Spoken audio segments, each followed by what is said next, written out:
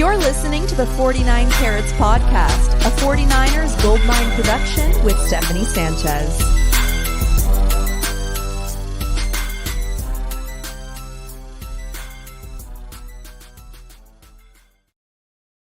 What's going on, everyone? It's 49 Carats Pot. Man, that is not how I usually start this episode. So let me start over again.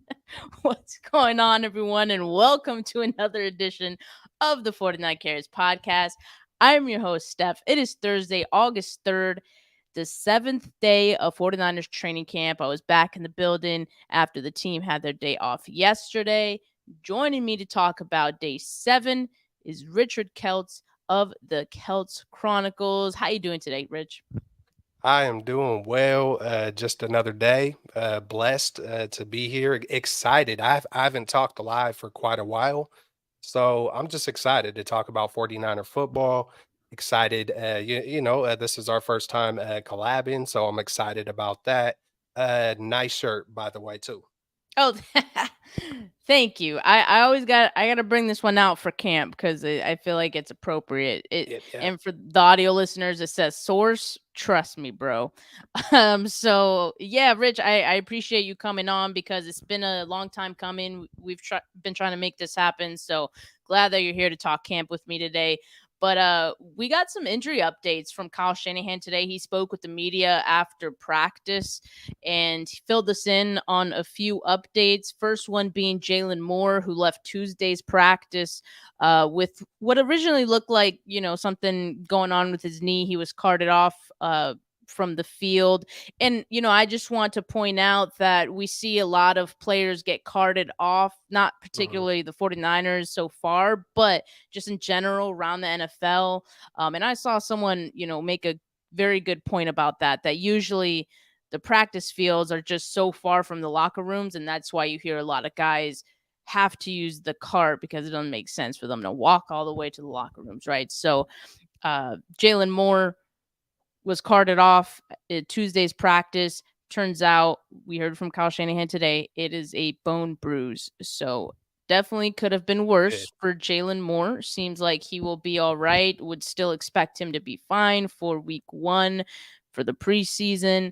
But we did see a lot more of converted tight end Leroy Watson today, who he was handling the first team and second team reps at left tackle today. You might also be wondering, well, where was Trent Williams? It was a rest day for him. He wasn't even dressed. So from what I saw, though, Leroy Watson, who a lot of people have been saying like he really bulked up because, again, converted tight end, he held up pretty well considering like he was playing against the first team defensive line and also considering like he's further down the depth chart. So I was pretty encouraged from what I saw from Leroy Watson today, and I'm glad the 49ers are getting this opportunity to get an extra look at him. Exactly. You just that especially that last part took the words out of my mouth. I was going to say, hey, how does he look compared to Moore? I know today was just, probably just a brief thing. I haven't been at training camp, so you know a ton more than I do, but that's interesting, especially that depth piece at the tackle position. Who Moore has been getting it's been kind of iffy with him the past few years. So it's good to see what someone else may be capable of. So, like you said, that's you could kind of turn that negative into a positive. Hey, let's see what Watson's got, especially with his, putting on some weight. And so, yeah, I'm excited, that it's a bone bruise and it's nothing more internal and bone bruises do suck. I've had, issues with ribs and broken hands and certain things, but bone bruises, they are very painful and debilitating, but hopefully it heals up properly or heals up quick and not too worried about it. What's up, everybody? Yeah, we got people in the comments. What's going on, everyone? Make sure you ask some questions in the comments if you have questions about what's going on in camp, but also make sure you like this video. Make sure you subscribe if you haven't yet to both of our channels. But the other injury that we heard about today was Aaron Banks, and he's in the concussion protocol. So we did actually see a lot of Jason Poe today, who I know like he's kind of been a fan favorite or just like someone of intrigue for 49ers fans since he's been drafted by the team. And so he got extended reps today, also working with the first team and second team at left guard. And I thought he did pretty good overall as well. Like I didn't see anything too egregious from him, but this offensive line depth, what we were saying, it is getting tested. And this is exactly what I spoke about in my last episode with Ryan as well. He asked me like if I was concerned about the tackle depth. And, now we're seeing Mhm. just tackle, but guards as well. That depth is being tested. But now, as I said then, and I think it's even more true today, guys have to step up and it's their opportunity to be able to have a good showing and for the 49ers to get a good look at their depth, right? And see who can hold up against better talent because a lot of the time these guys are going up against third string, wherever they are on the depth chart, that's about the same level of guys they're going up against. So there's a possibility that going up against third string, for example, Poe may look really good, but how does he look when he has to play against, starters, right? So I think both for Poe and Leroy Watson, it's giving us a really good idea of how these guys might look if they ever got into a situation where we would have to see them in a game, right? So I think it was great for the team to be able to see that today. And, who does have the positional versatility to fill in at multiple spots Mhm. or like on either side of the line? Because when it comes down to the cut down to 53, like that all counts. That all adds value. And that could be the difference between someone sticking around versus getting cut. So I think this is great for Jason Poe and Leroy Watson to get extra looks. Absolutely, absolutely. That's one of the I tweeted out today. Hey, I was curious about Feliciano and a couple of other names, but I'll just stay there. Feliciano, that's kind of from what I heard, that was kind of like our new Daniel Brunskill. So I'm really interested to see what he does. I heard from one person that it was a little underwhelming with him, but we all have different lenses. So but that's also one area where a lot of us fans were screaming and pounding the table, like, "What are we doing drafting Cam Latu? Like, what are we doing drafting Jake Moody there?" And Jake Moody, not so much anymore, but I mean, that's a huge deal. That's a huge piece. We needed it. And I'm sure there's going to be some point in time where we look back on this draft and say, oh man, we could have had this tackle or this guard and we got Latu and it's still, to be determined. Like you said, it's a good thing to be able to see these other guys, what they're capable of, especially a Poe, like you said, he's been a fan favorite. Um, and hey, it could be worse. Hopefully that's not the Achilles heel that comes back to bite us is the offensive line, especially when a lot of us were kind of like, "Oh, hey, we did not draft one." Like that was almost I think every single mock draft had at least Yes. one offensive lineman penciled in. And I'm pretty sure I had multiple. So it is what it is. We still winning guy. I believe it was Pryor. I haven't heard any word Yeah, about Matt Pryor.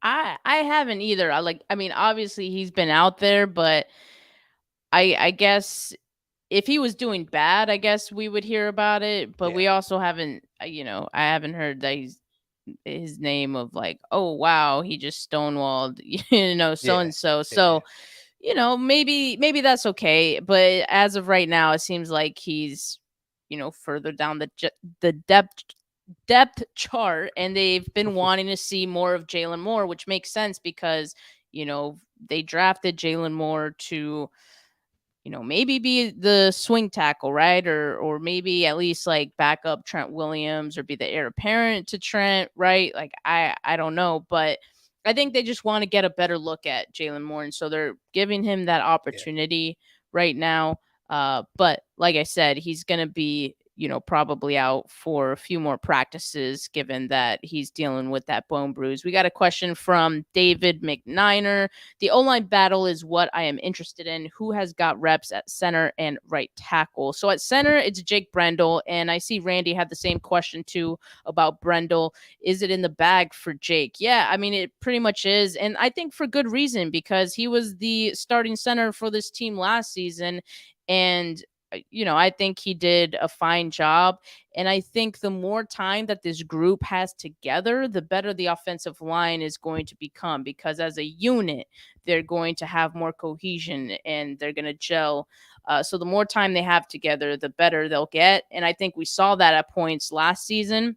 Now going into this season, when it's all the same guys except for Colton McKivitz, who, to answer Randy's question, has been at the right tackle spot, or sorry, David's question. He's been at the right tackle spot, and he's the only new starter. So I think that's good for the 49ers compared to last season. They were going into the season with 3 new starters, right, at the offensive line. So I think this is great for the team and keeping that cohesion with the same group of guys for the most part. And even Colton McKivitz being a quote unquote new guy or new starter, he's been with the team for a few years. So I think even some of that chemistry is going to translate, and hopefully they'll get off to a quicker start on the offensive line. Completely agree with the, I was joking a couple years back, or not a couple years back, maybe last year, the B line. We got Banks and Brendel and Burford and at that time Brunskill, but the B line. Who has been playing backup center? Like, if you've noticed, I believe it's been Feliciano, Feliciano. as Okay, a okay. backup center. Yeah. All right, And cool. he's That's been what I fine. Yeah. assumed. Yeah, that's what I assumed. And hey, man, hey, Jake Brendel. I believe he made it as a Pro Bowl alternate. So don't sleep on Brendel. I No, did not want to. he's solid. I know, like, people have high standards for this offensive line, and maybe he wasn't the best guy on the line. That's always going to be Trent, but I still think he was solid. And again, the more time that he had with the group, I think it really benefited him in the long run. So Yeah, that cohesiveness is gonna, it's just gonna build. People are gonna, or not people, the players, they're gonna start becoming familiar with the tendencies.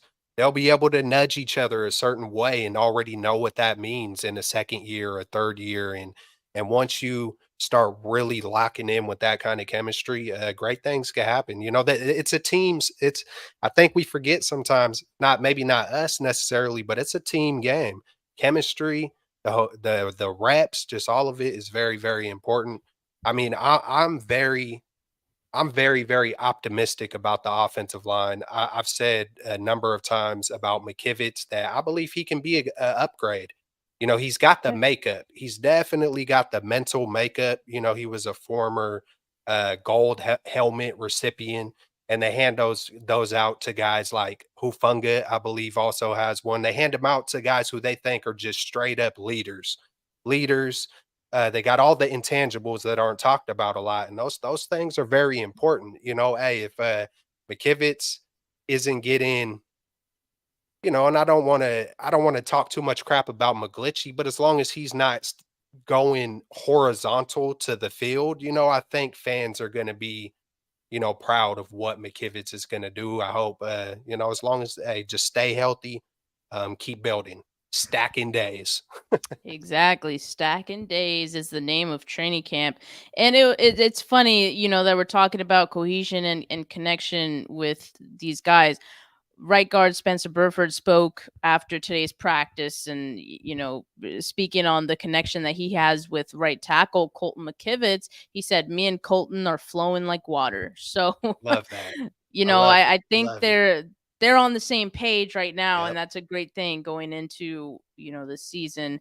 So I think they'll be off to a fine start. But look, we got one more injury update that we got from Kyle today to talk about.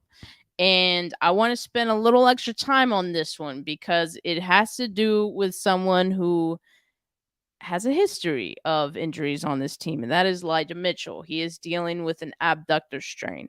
If this were anybody else, I wouldn't be worried, right? And I'm not even worried about the strain itself. Like, he'll be fine for week one, or at least he should be. But this is Elijah Mitchell, and Mhm. because he has the long history of injuries in his short career, this is just his third season. I find this concerning. And like, it's now this negative trend with Mitchell, and it's one that has given me some pause, even from like last season. Um, and I think the running back group is a very deep one, and Elijah Mitchell has looked good in camp, as have the other guys though as well. So I'll just say this. If someone were to offer the 49ers something from Mitchell, let's say at least a 6th-round pick, I think I'd make that deal right now, just given what I know about Mitchell's injury history and it being a trend and looking like a repeatable trend, right? At this point, we can say that. I think I'd take that deal right now because I like how TDP has looked. I like how Jordan Mason has looked. And again, Mitchell has looked good too. But because that depth is also looking good, I feel like you can kind of cut your losses early on Mitchell potentially. This one's hard for me because Uh, I'm kind of looking at it like this. I'm kind of have that feeling of, I guess every year should be all in, but this year more than any other year, it just feels like we're inching our way. We're getting closer and closer. The talent somehow, some way continues to get better and better. There's not the deficiencies with the cornerbacks anymore. Like how a couple years back, it was like, okay, that's a glaring weakness. And that's not anymore, or, a few other spots on the team. Some of the holes were a little more glaring. I just feel like this year, I'm not selling anything. That's just me personally. And then on top of it, I really, really like Elijah Mitchell. He said something a while back in a interview where he said, I don't keep a chip on my shoulder. I keep it in my heart because someone could pull it off your shoulder. You know what I'm saying? And that just always kind of stuck with me. I don't know why, but I got a little emotional feelings toward Elijah Mitchell, just that underdog mentality. Where we picked him up. I'm just I'm almost stumbling. Was he a 6th round or undrafted? I he was a believe he six. He was a 6th round okay, pick.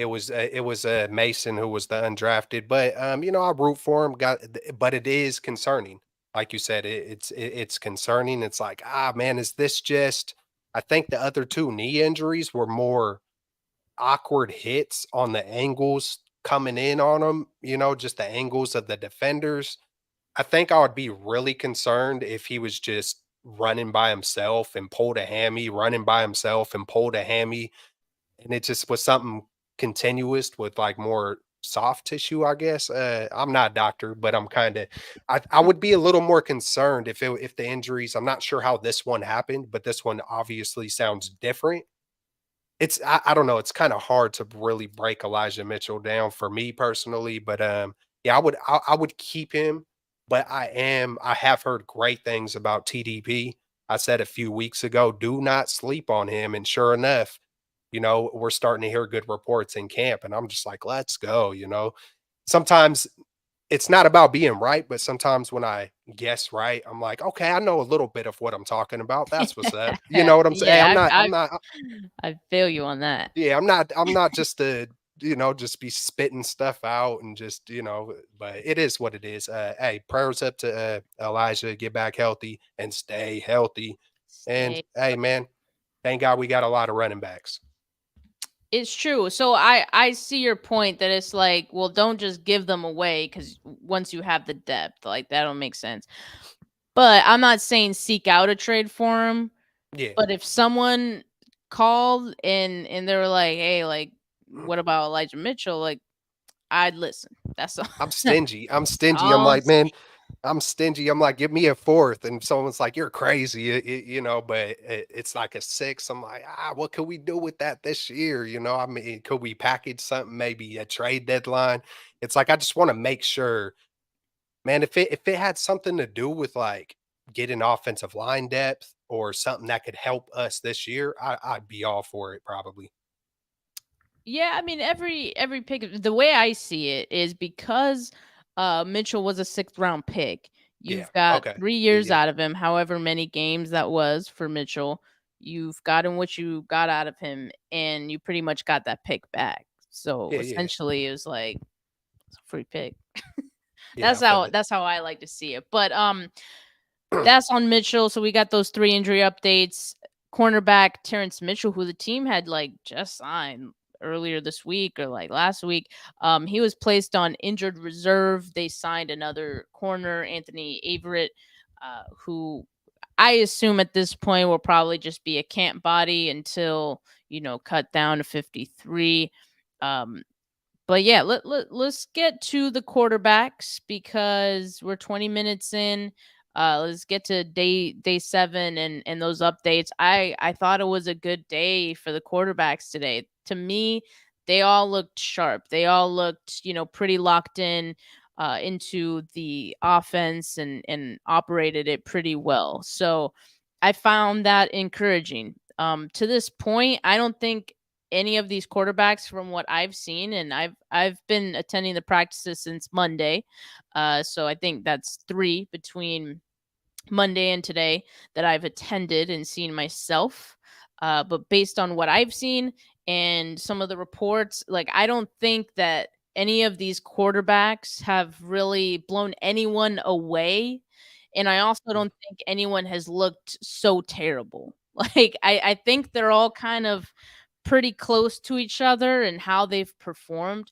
That being said, like we already know that Brock Purdy is going to be the starter for this team. Hmm. And he actually practiced again today. And I think some of us thought he was going to have the day off today just because the last time that Kyle Shanahan spoke with the media, he said it was going to be 2 days on, 2 days off for Purdy, but he was out there again. So I think he's on 2 days on, 1 day off. And that 1 day off was yesterday when the team was off as well. So he was back out there, and I thought he looked pretty well. To me, like it's not even a matter of him knocking off the rust anymore. I think he's past that point personally.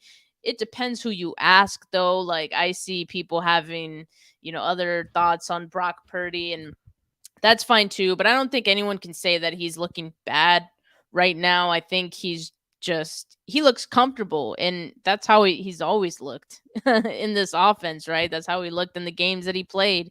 Yep. He looks comfortable, and I think he is regaining that chemistry that he had with his guys, last year. So I'm seeing some of that, and it seems like the 49ers are more than comfortable with Brock Purdy as well, based on some of the things that Kyle Shanahan said about him today when he was asked about him, and he said he's not worried about Brock at all.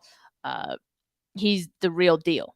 So again, the Hey. 49ers clearly not worried about where he's at right now. Kyle also said he's not even thinking about his injury anymore. So I think those are all good signs for Purdy and, him being ready for week 1. I think that speaks volumes. Just even that last part you said, he's the real deal. I mean, it makes me think of Evander Holyfield, the real deal like Holyfield. That was a saying back in the day, when you're a real one, that's pretty much how you say it. So for me, quarterbacks, a lot of people who know me know that that's basically how I started my YouTube channel. I was so frustrated about quarterback play. I don't even want to talk about Jimmy Garoppolo, given the fact that I've said a lot of things about Jimmy, but I think Jimmy was good for who Jimmy is. And my big thing was I come from watching Steve Young and Jerry Rice and just the legacy. And I finally got to a point where texting the radio station wasn't enough. And I was like, I gotta scream it out to somebody I see. I've seen over the years, whether it was Harbaugh with Peyton Manning. I was high on Russell Wilson coming out of Wisconsin. Everybody thought I was crazy. Um, and I've rarely been on social media like when I started my YouTube channel 2 years ago, I basically did it backwards. I started a channel and then got a Twitter and then did all these things and learned everything else. But my point being is I've been big on Trey Lance. Before he was drafted, hey, 49ers, I don't care if you got to move up in the draft, go draft him. That's just the feeling I got initially, the person he was, everything I seen with my eyes as far as when pressures come and this, that, and the other. But just because of all that, and I want to see Trey get an opportunity, I really, really like Brock Purdy. I've never been one of those guys that have been like hateful toward Brock because of Trey Lance. People would look at me, they're like, oh, I'm a Trey Lance guy. No, I'm a Trey Lance and a Brock Purdy and mostly a 49er guy. That's just the Oh, way I that's roll. how it should be. I personally don't have to cap myself off and put my flag in the ground and make a stance because that flag is the 49ers. I think it's a beautiful, I won't even call it a problem. I think it is a good situation that these guys aren't separating and we're not hearing, oh, 3, 4 interceptions. I don't want to compare to Jimmy, but it feels like we would hear those kind of things with Jimmy. We're not hearing those things. And with the lack of separation, it tells me that we got 3 really good quarterbacks in there. That's just what that tells me. That's the way I'm choosing to look at it. And it's obvious Purdy's the guy. I kind of the past few days I've been kind of looking at it like this. How can you bench a guy who's never lost? And then on top of it, and then I think about John Lynch saying, "Hey, it's a challenge to get Trey Lance some playing opportunity." I just think it's just there's so many layers to it. There's not just one thing. This Mhm. is, and like I said just a minute ago, I think the lack of separation is a great. I don't want to say. I'm trying to find a different word of problem or issue. I think it's a good thing. I'll just call it that. It Yeah. just makes me more confident about what's happening, what's going on. Everybody seems efficient. You know, Trey has progressed. Brock Purdy has progressed. Like everything is trending up. I put a tweet today saying, "Hey, you know, I think that this is arguably the best roster since 1994. I'm not saying it's better than 94. I just think it's giving me those vibes of just the lack of holes. And not only I feel like the whole 49ers team is trending up. Like training camp has been trending up. There hasn't been a serious, knock on wood, there hasn't been a serious injury. All the quarterbacks are, doing what they're supposed to do. We got guy. I'll stop there because I'm sure we're going to talk about maybe defensive line later. But I'm juiced up. I'm super juiced about what's happening right now. Yeah, for sure. I mean, you mentioned that we haven't heard too many interceptions, and there have been sprinkled across camp. It's not really like someone looking so bad that there's like a multi interception day for any Yeah. of these guys. So yeah, I think that's another good takeaway. And so Lance again, like I think he just looks more confident, and every time he steps out there, I feel like that confidence grows. And I said it in my last episode, he's a rhythm quarterback. And I think stacking his days, and not just stacking his days, but stacking plays, like it's important Let's for him. go.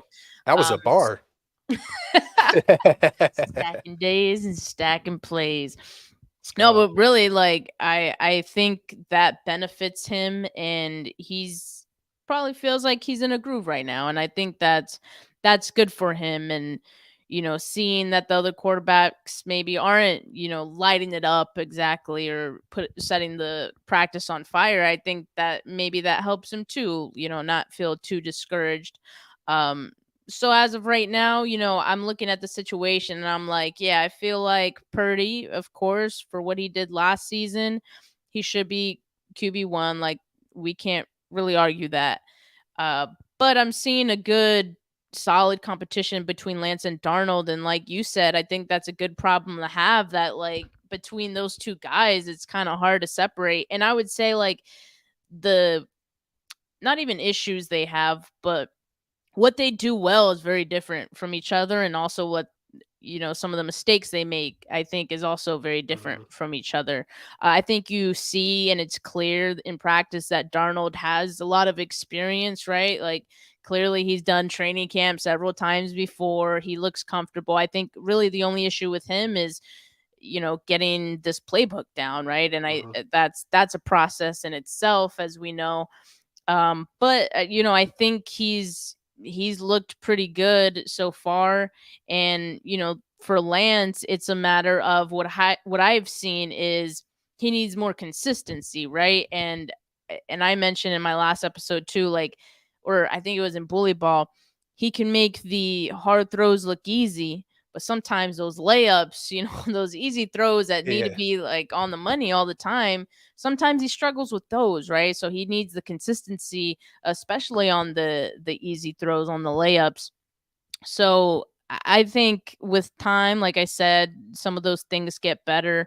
The interception that he had today, it was a great play by D Winters, because Winters had to go up and get it. So it was impressive on Winters' part. But obviously, you want to get that cleaned up too. But I think like all the quarterbacks have had at least one interception or so. So I'm just encouraged by how all of these guys look. Darnold had a few plays under pressure, and I think in the move the ball period, he moved the ball better than anyone today.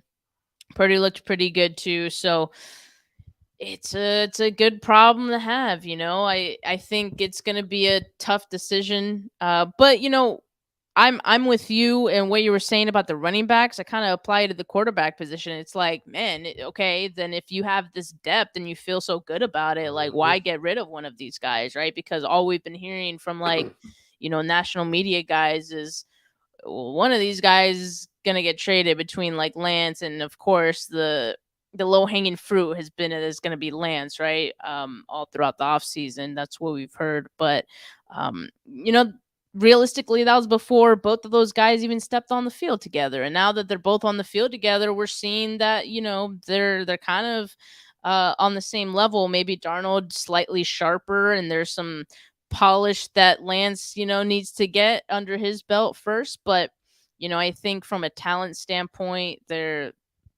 pretty much on par. But yeah, I think that's a great situation to have. If it were up to me, I think the low hanging fruit is Brandon Allen, right? And he Absolutely. he may be good. Like, obviously, he was good enough to be a backup for the Bengals for as long as he was. But Or that's I all they had.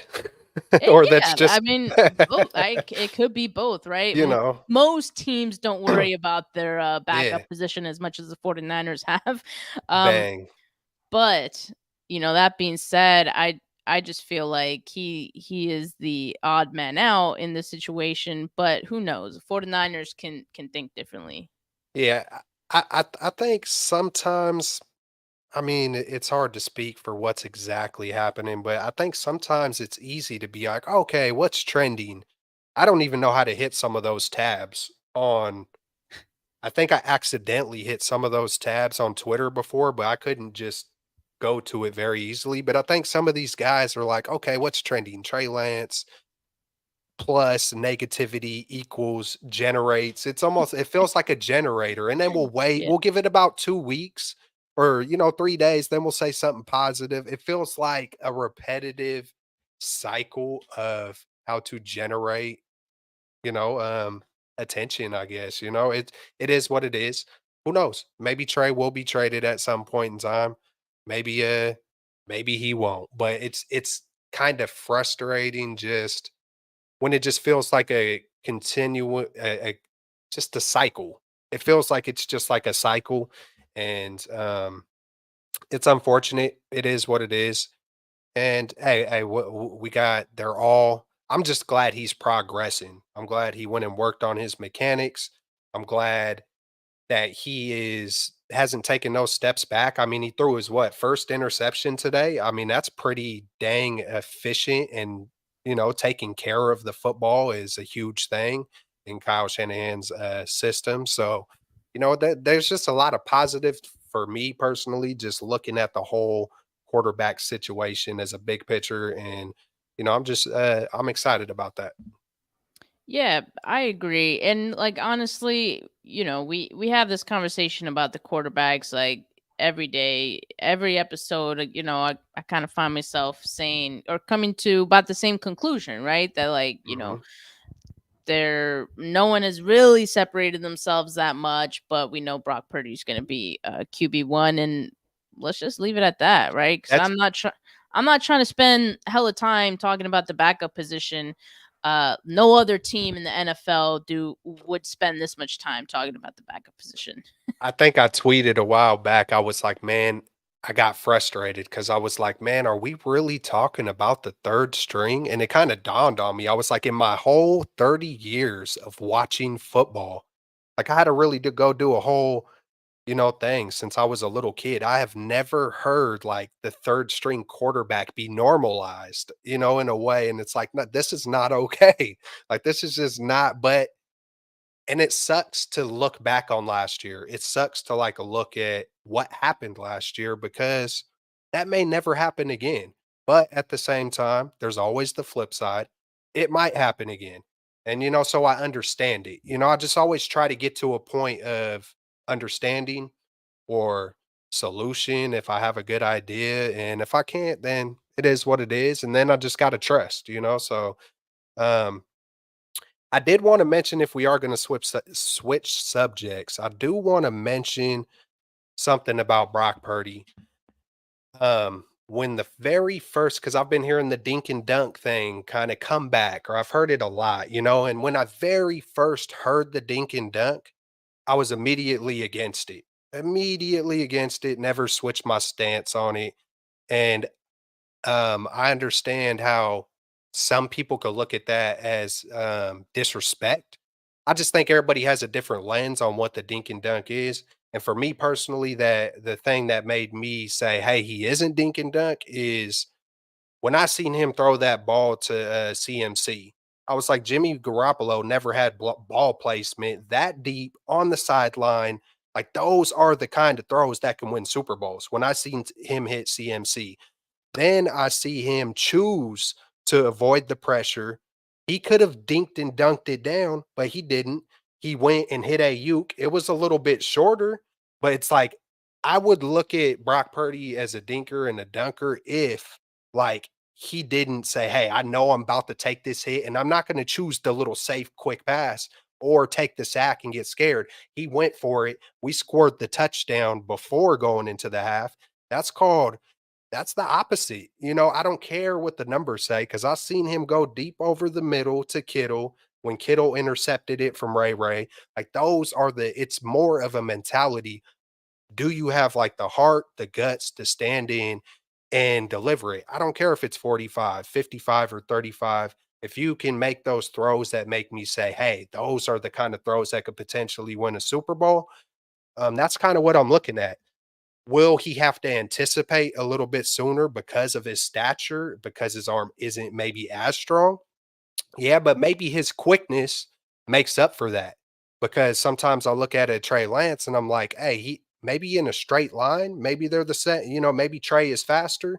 But sometimes I kind of look at like quickness is stronger than strength, if that makes sense. Just and there's this and then on top of it, on the flip side, I could go to Trey Lance and be like, hey, man, with that arm strength, he could potentially make those same Super Bowl winning throws too. So I just feel like it's a really good problem. It's like I feel like I trust the both of them. And of course, Brock Purdy right now, a little bit more.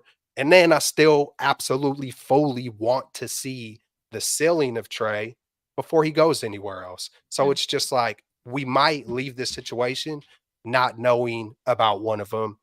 And it is what it is. Yeah, I agree. I mean, I definitely would like to see more of Lance before just letting him go because I don't think Absolutely. he's really we've seen what he is, right? But to your point on Purdy not being a dink and dunk guy. He's definitely not known for his deep ball. And I Yeah. think like people see it as okay, you're either one or the other. And I don't think that's the case necessarily. And I'll also add that I think a lot of Kyle Shanahan's offense is predicated on what some people would refer to as dink and dunk, right? Because it's a lot of short intermediate passes. Not to say that Kyle Shanahan isn't wanting to push the ball down the field, because if someone is open down the field, and there are always routes that, are 20 plus yards down the field, and that guy's open, he's going to want you to hit those guys.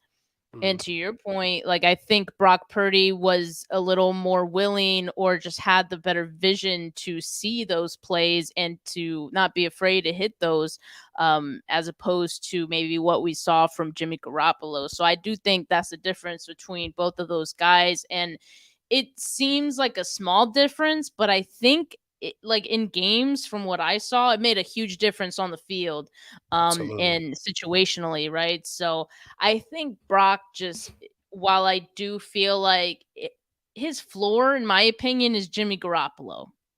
That's his floor. And maybe even Jimmy Garoppolo's best. I don't know. But they have similar limitations as far as like their arm goes.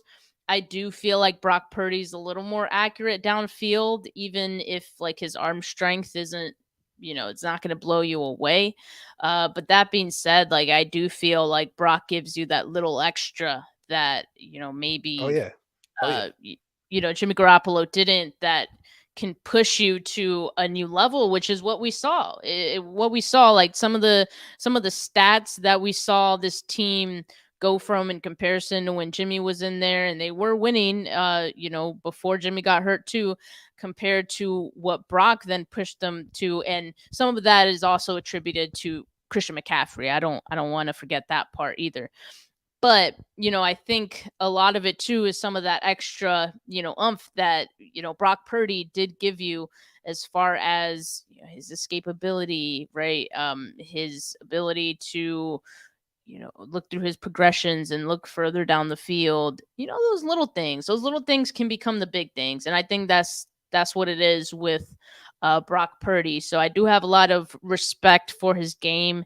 And he has a natural ability, I think, to play the quarterback position. And I think We- that's what gives me comfort in watching him play. And so, yeah, I feel good Man, about the situation at quarterback, and I think everyone else should too. I did a live stream versus Minnesota, play by play, last year's preseason.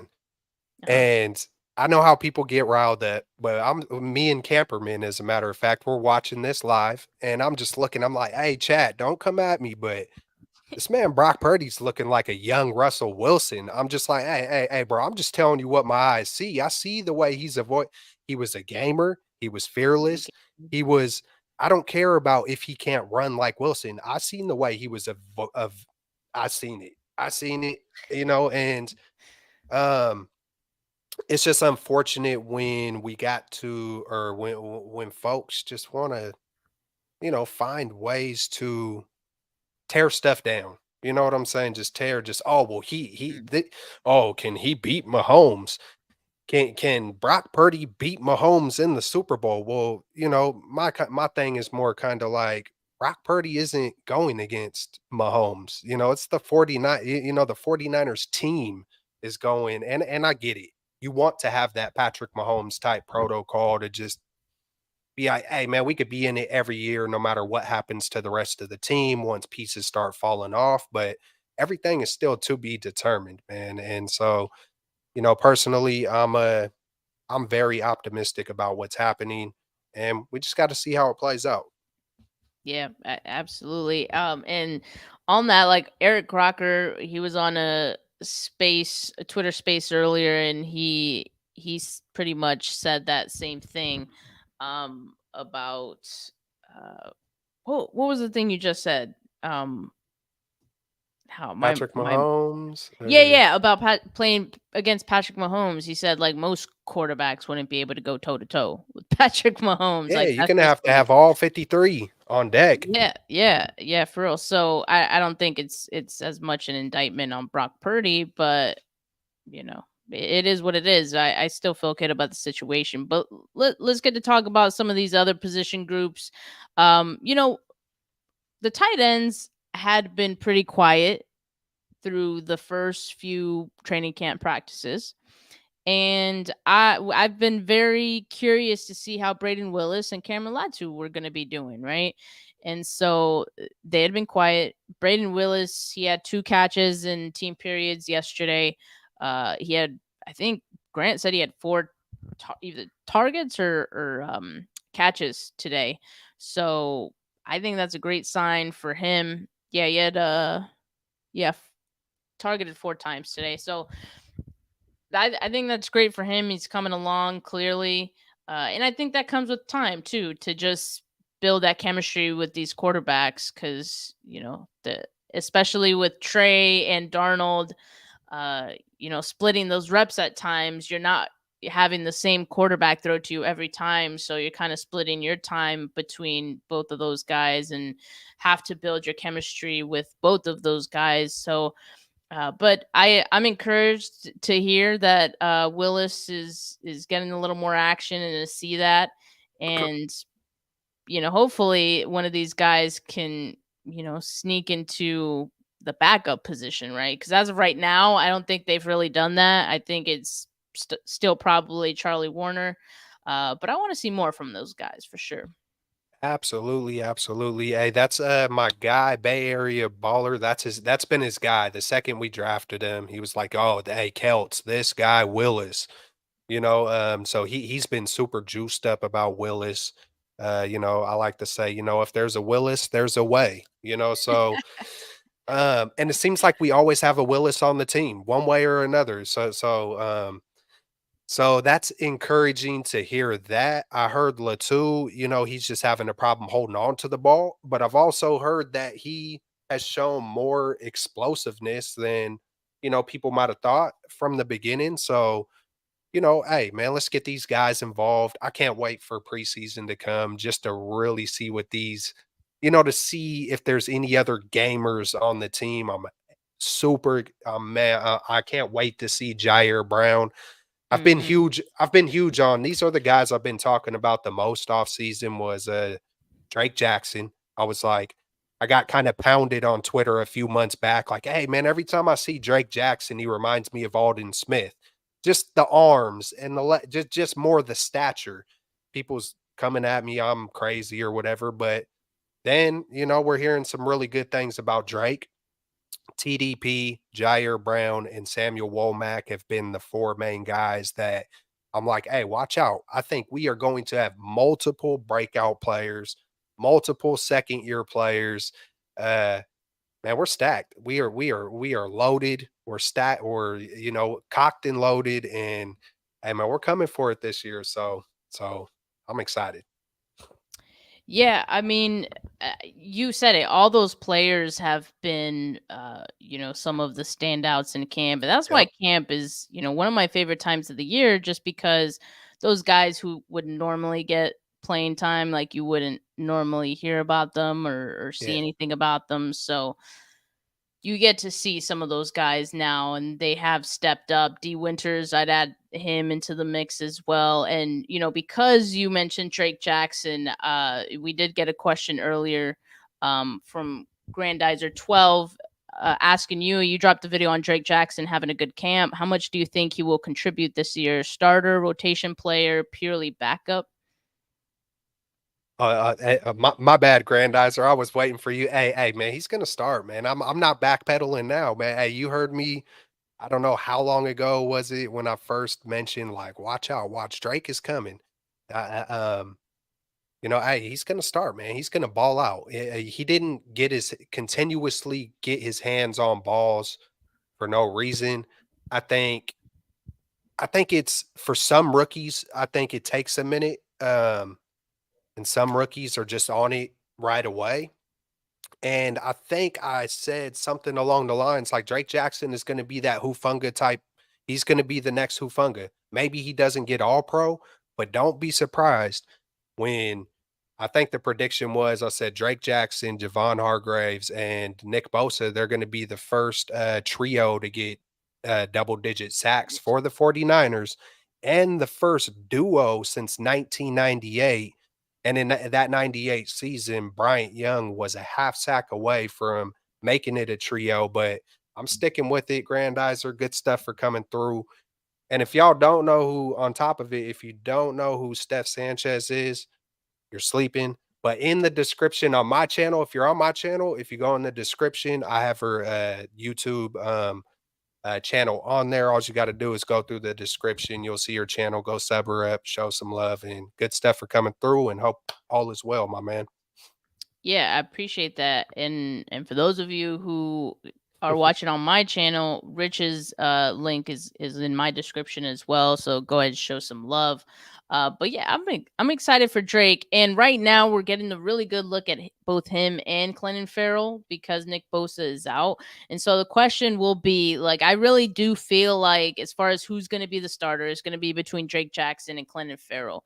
But based on what I've seen from camp, I still would give the edge to Drake Jackson, I think. And I think for how early they drafted him in the second round that they would want to give him that opportunity as well.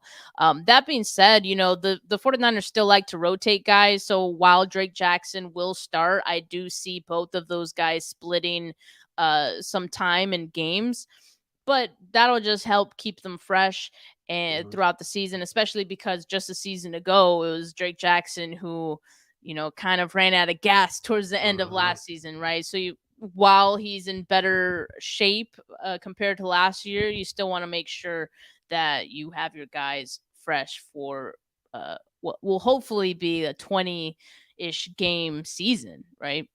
Absolutely, absolutely.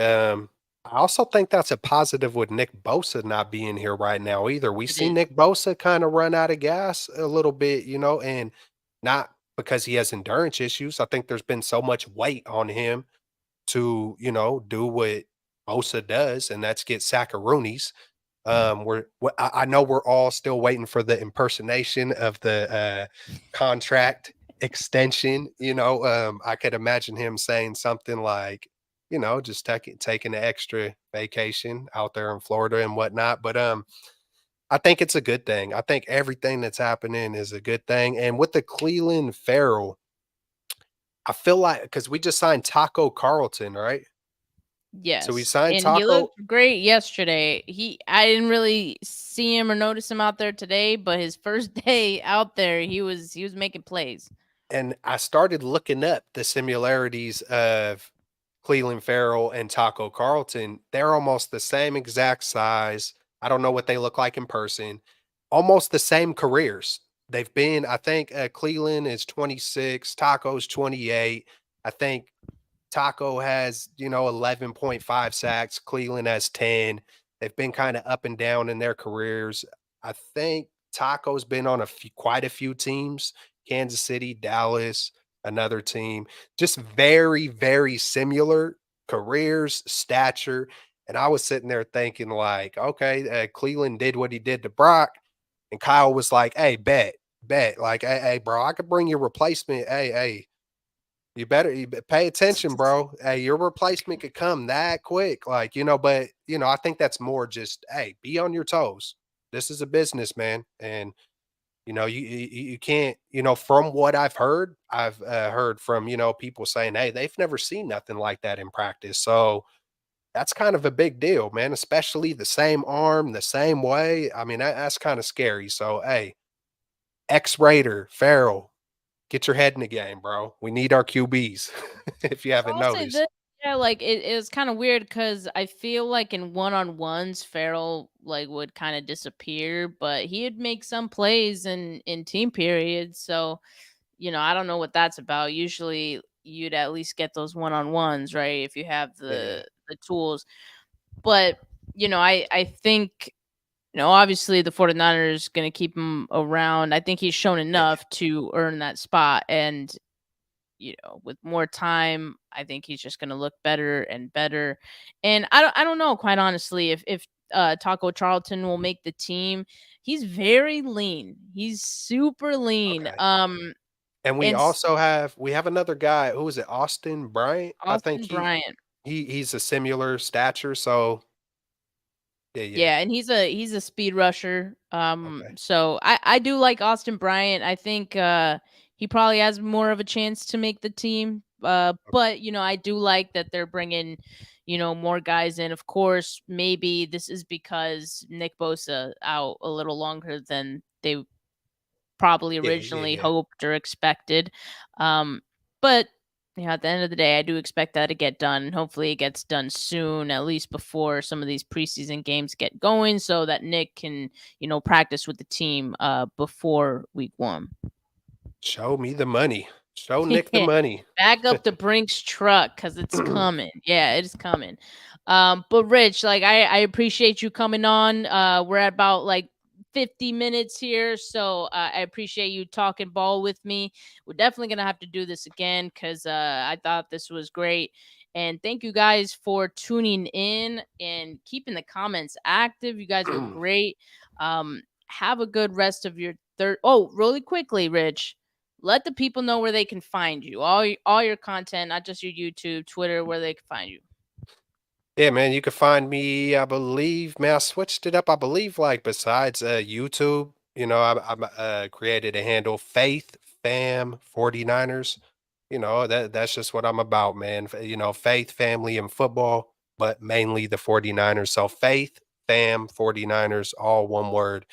And on YouTube, uh, Keltz Chronicles, Rich Keltz Chronicles, however you want to look at it. You can find me. You know what it is. We appreciate all y'all.